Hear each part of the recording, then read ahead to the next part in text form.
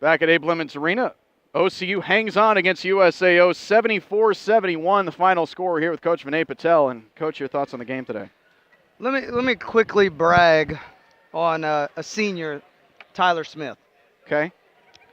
Doesn't get to play a lot for us. Works his tail off more than – if we logged hours in the gym, Tyler would lead our team. Constantly in here working on his shot, working on his game, more than anyone on our team for the last 2 years that we've had him.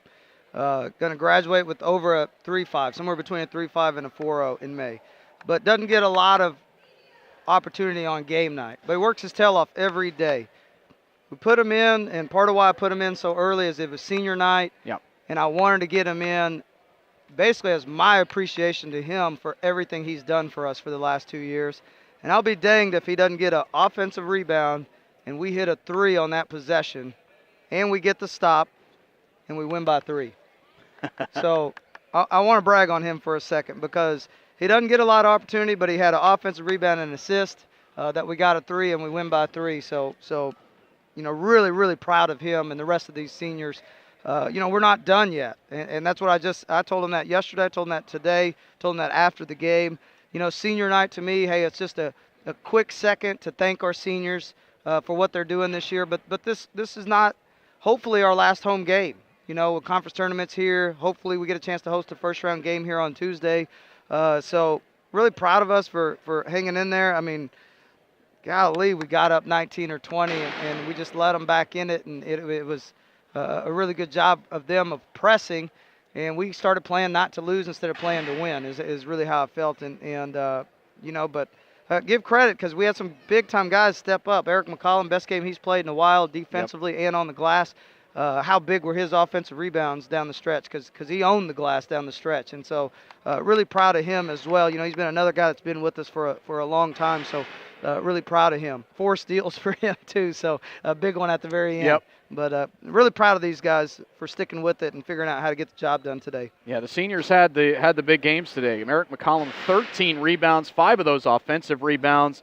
There was a sequence in the midway through the second half where he got 2 possessions back in a row, 2 offensive rebounds back in a row. He caught some back taps that your other players got on the rebound, so he caused it even if he doesn't get the rebound. And then Mark Howell doesn't seal it necessarily at the foul line, but comes back and gets a deflection and prevents them from getting a shot off at the end. Yeah, and he's got to keep getting better. Mark's got a lot of play left. I've played him a ton of minutes, and he got a break today. We finally had Trey, minimal, but we had him, and he hit a couple threes and helped us, and he was solid defensively. But he's got to be better. 6 turnovers for him is way too many for him, and he's been playing so well for us this season, and he's having such a phenomenal senior year, and that's the stuff we got to get cleaned up. We're going to watch it on tape, especially the kind of collapse, I guess, that you could say at the end there, to get a little bit better and a little bit smarter. But, like Elijah Chrisman, he's 1 for 10 from the 3. The kid's 4th in the country in percentage, and I thought every shot he took was a good shot, and it just didn't fall tonight. And I believe those shots are going to fall moving forward because they've fallen for him all year. Eric Watry got 1 look, and he knocked it down. And, he hit 5 in the last game. So getting healed up is helping spread some minutes out again, and we just got to keep improving. And it's a huge, huge, huge one for us to close the regular season on Saturday at McHugh. Deidre Palmer has been playing exceptionally well recently. I think he had like 9 games in a row in double figures coming in. He's become their leading scorer on the year, averages 16 points. You guys held him to 1 shot attempt today. What did you do on Deidre Palmer today? It was a little bit of everything, really. We double-teamed him, or we were supposed to when he got it in the post. But I give our guards a lot of credit. I give Eric McCollum a lot of credit because he was on him most of the night. I thought his post defense was pretty good throughout the evening. But our guards did such a good job of pressuring the basketball to prevent it from coming in. And then when it came in, we double-teamed and we sealed in the post. But on the flip side of that, Gino Artisan goes off on us. He's hitting some threes because we're not pressuring the basketball.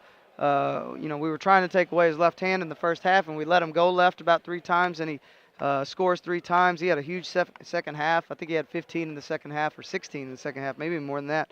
But he had a good game on the flip side of that. So part of why probably he didn't take as many shots is Gino got more looks tonight than Deidre. But Deidre, he whipped our tails at USAO the first time we played him, so and on the glass. And so I thought we did a better job collectively. Only giving up 7 offensive rebounds to USAO is a very good job by our basketball team. So really proud of our effort on that end. And only 2 second chance points as well for USAO that side. They're tough because, like you say, they do play 2 posts. They play 2 legit posts at the same time, and often you guys want to go small, and then Anthony Davis comes in, gets 2 fouls in 2 minutes, and he has to sit back down. So when you go small, it's tough because Gino Artisan, I mean, let's be honest, he's a legit D1 guy. Spent 2 years at the University of Tulsa and scored some points there. So they're tough because they play a little bit more traditional, you might say. Which is how I like to play, and that's what was frustrating is we've been going Eric McCollum and Anthony Davis inside all year. Started Elijah tonight for senior night. Try to start, as many seniors as I could for the night. But then, AD just fouls. I don't know any other way to say it. I've tried to do some unique things substitution-wise. When he got his first foul in previous games, I've subbed him out so we can get him back in and maybe he'll relax. Tonight I couldn't because Scooter had just picked up a foul as well.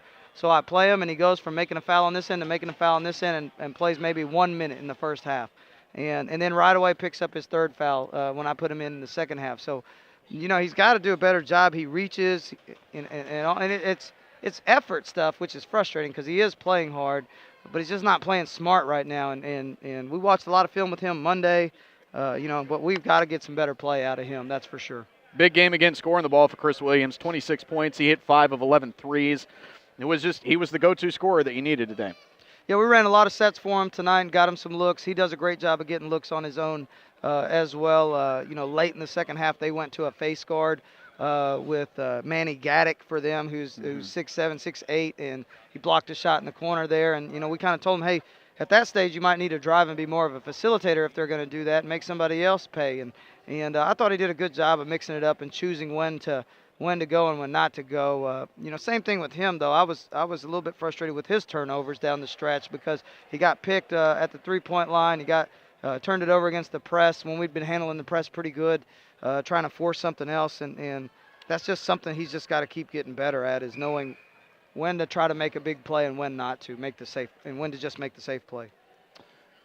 One more regular season game, and then the conference tournament. Of course, it's a good possibility that you guys could host one here Tuesday, and if not, the semifinals, the finals will be here Friday and Saturday the next week. I usually ask you about your upcoming schedule, but I haven't seen you in a couple of weeks, and I want your side of what happened in the Panhandle as far as your traveling was concerned. Well, I mean, our bus broke down, and they dropped the girls off. We're staying in Guyman. The gym's in Goodwell, which is about 15 minutes away, and they drop the girls off, and the bus breaks down. And fortunately, Megan and I are both from West Texas, and we coached there for a long time, and I've got a lot of friends there. And I want to really say, thank you to Wade Calloway and Groover High School, because Coach Calloway's been one of my best friends for every year that I've been a coach. Since I was a grad assistant when I was 21 years old, I met him working basketball camp, and he's a former college player, college coach, high school coach, and now superintendent. And he jumps in a school bus and comes and picks our team up and takes us to the gym and brings us back. They send another bus to pick us up. It breaks down. So we're stranded in Guyman at a hotel until that bus gets there. We finally get out of there, and it's so late. We need a place to practice, and Groover steps up again and gives us a gym to practice. And then, Brennan Siegler's family and some other people from Groover, cook troughs of spaghetti for both teams and feed both teams after we practice, which was amazing. I mean, we had no clue they were going to do that. So, it's great to have, family like that, really. And that's what I call Coach Calloway is family. And, I'm going to get a little bit emotional talking about him, because he does mean a lot to me and Megan. And, and I was just thankful that they were able to bail us out of a really hard situation. All right, Coach, thanks a lot. We'll see you on Saturday, 74-71.